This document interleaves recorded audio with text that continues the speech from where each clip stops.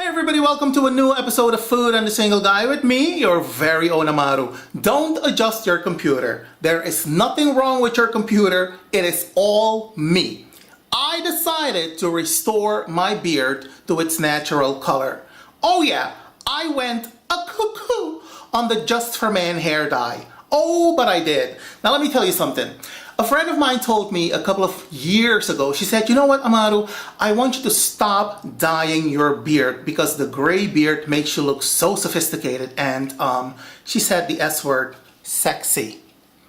Now, AMARU and the word sexy in one sentence, that is grammatically impossible in my opinion, but she said I looked sexy, so I decided to keep the beard gray instead of plucking the hairs or instead of dyeing the beard black again. I started to go gray at the age of 21. That is how long I've been gray, and it was my Sunday ritual of getting the pair of tweezers and plucking the gray hairs one by one. Then they become so many that I had to dye the beard, and it was mostly this part. Then it became even more impossible to, it became too much. And then she said what she said, and then I said, you know what, okay, I'm just gonna leave it as is. But every now and again, I do have a momentary lapse of sanity and, I wanna reminisce on good times. And so I go crazy with the Just for Man. I'm not a paid spokesperson, but I go crazy with the Just for Man hair dye. So hence, yeah. And even if for about a couple of hours, because believe you me, in the morning, you will start seeing the white spots in the beard because that is how quickly, that is how fast my hair grows, all right? So even if for about a couple of hours, baby, I'm gonna be 28 again.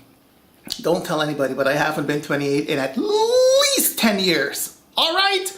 All right. Now you guys, on this episode of Food and the Single Guy, I am going to cook something from the homeland yet again. It is very delicious, but I have to forewarn you, to the oil people out there, relax. Don't send me any messages. No one's gonna harm you. No one's gonna harm me. But I'm gonna be using a lot of oil in this dish. Okay? Keep in mind, this is not how we cook on a daily basis. This is not how we eat on a daily basis. We go to the gym on the regular. Yes? And we are not going to drink the oil once the dish is finished cooking. Okay? So you can be rest assured that nobody died during the making of this video. Yeah, you have to preface these types of videos, with this kind of warning because people send you a lot of nasty comments. Oh, you're using too much oil. You're using too much salt. You're using too much this. Relax. Take it easy. Nothing's gonna harm you. Not while I'm around. Anyway, so today what I'm gonna cook is some spicy bacalao, some spicy salted fish with ripe plantains. I'm gonna put all the ingredients for you in the information box below the video, and trust me when I tell you, this is such an easy dish to make. It is delicious. And in my country, we would refer to this as snack food. But up here in Europe, this is dinner because it's so filling and it's a completely different climate. You know what I mean? When you're out in the tropics, people eat a hot meal 3 to 4 times a day because of the hot sun, you know what I mean? So, it's snack food from the homeland, and I'm sure you will all be able to make it if you can find the ingredients in your neck of the woods. And like I said, you have to trust me, it was delicious. Okay, you guys, so what I have here is the salted fish or bacalao. In a previous video, I have shown you how to get rid of the excess salt. I'm not going to do that again on this video because we're trying to save some time here. After that, you want to pull the fish apart into nice chunks, just like so. Not too small, you guys, because we're not making fish pate. Keep that in mind. And also what you need to keep in mind, even though I am using fillets, this fish still contains bones. So you want to make sure that you remove all of the bones, or as many as you possibly could, because nothing ruins your appetite than chewing on a piece of fish or meat and there's a bone puncturing your lip or the inside of your jaw. All right, so be mindful of that. All right, let's continue. Now what I have here is a largely chopped onion and a largely chopped tomato. Now what we're also gonna add is some garlic And I keep my garlic in the freezer. I buy it and then I peel it and then I freeze it. When I need it, I take it out and then I slice it. I don't like to finely chop my garlic. I like to taste my garlic. And that is why it has this color, because it comes straight out of the freezer. We're also going to add a half of a very large Scotch Bonnet pepper, hence spicy bacalao. All right? If you cannot handle spicy food or food that is too hot, omit this and add a little bit of black pepper instead. Okay, you guys, now before I turn on the cooker hood, which is gonna make a lot of noise, I just want to share the following with you. As you can see, I am about to heat a significant amount of oil in my pot, and I know some of you are very particular about the use of oil in food. Let me just say this to you. This is not how I eat every day. This is not how I cook every day. In addition to that, I go to the gym on a regular basis. So this much of oil once in a blue moon is not going to kill anybody. Secondly, the recipe calls for a significant amount of oil, because what we're going to do with this oil, we are going to pan fry the fish, if you will, to sear it, to give it a little bit of a crunch. All right. Thirdly, we're not going to drink the oil after this dish is finished. Okay, this is just to make sure that your fish doesn't fall apart almost immediately after adding it, because a lot of people add water to their fish. You do not add water to your salted fish. You're not making fish pate. The water is going to speed things up. Granted, the fish is going to break apart when you cook it, but when you add water to it, it is going to speed that process up, and that is not what you want.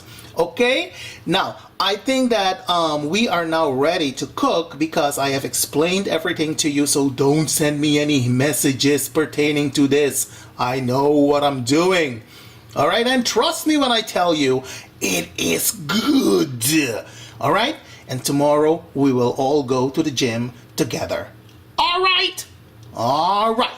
Okay, you guys, so my oil is piping hot. I'm gonna add my fish, and as I just mentioned, we're just gonna give it a little bit of a crunch. All right, here we go.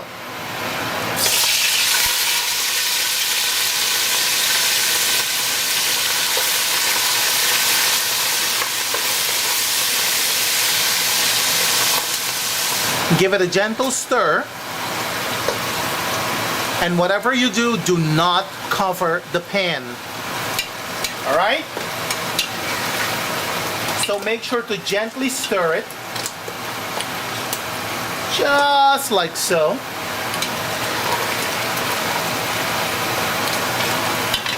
All right, you guys, as you can see, my fish has taken on some color. What we're gonna add next are the onions and the tomato. And as per me, we're gonna give this a nice stir. And you want to continue to cook this on high heat. Do not turn down the heat. All right? All right. Ooh, honey. This is looking good. It is smelling good. I am hungry. Now, next what we're going to add is the garlic and the pepper. Give it a nice stir.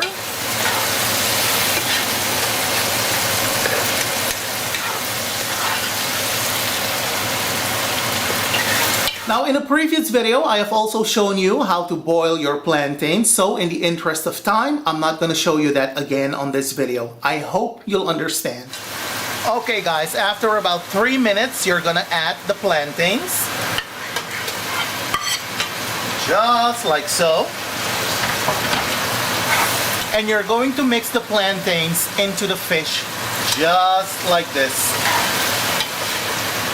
And you want to cook this for about 2 minutes and then it's done. All right?